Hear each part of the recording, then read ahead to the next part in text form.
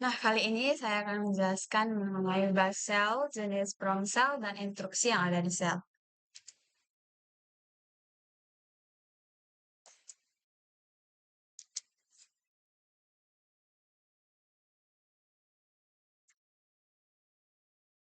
Nah, bash shell adalah singkatan dari Burney Again Shell yang merupakan pengembangan dari Burney Shell dan digunakan sebagai antarmuka pengguna untuk berkomunikasi dengan sistem Unix atau Linux melalui keyboard dan display.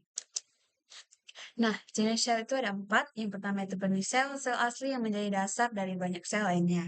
Yang kedua itu C shell menyerupai sintaks bahasa pemrograman C. Yang ketiga itu Corn shell menggabungkan fitur Burney dan C shell.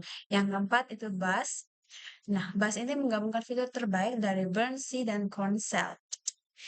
Nah, kita masuk ke jenis prompt shell. Prompt shell adalah tanda yang muncul di terminal menunjukkan bahwa shell siap menerima perintah dari pengguna. Secara default, prompt di Bash ada simbol dolar untuk pengguna biasa dan tanda pagar untuk pengguna root. Nah, jenis prompt shell itu ada 4. Yang pertama itu prompt shell yang pertama adalah prompt utama atau default dolar. Nah, yang kedua itu prompt shell 2, prompt untuk perintah yang belum lengkap. Yang ketiga itu prompt shell untuk perintah select. Yang keempat itu prompt shell untuk menampilkan debugging. Nah, instruksi shell melibatkan berbagai perintah yang dapat dieksekusi dalam Bash, termasuk perintah untuk navigasi file, pengelolaan proses, dan kontrol aliran program. Nah, kita akan langsung mempraktekkan beberapa instruksi dasar di shell. Kita masuk di terminal.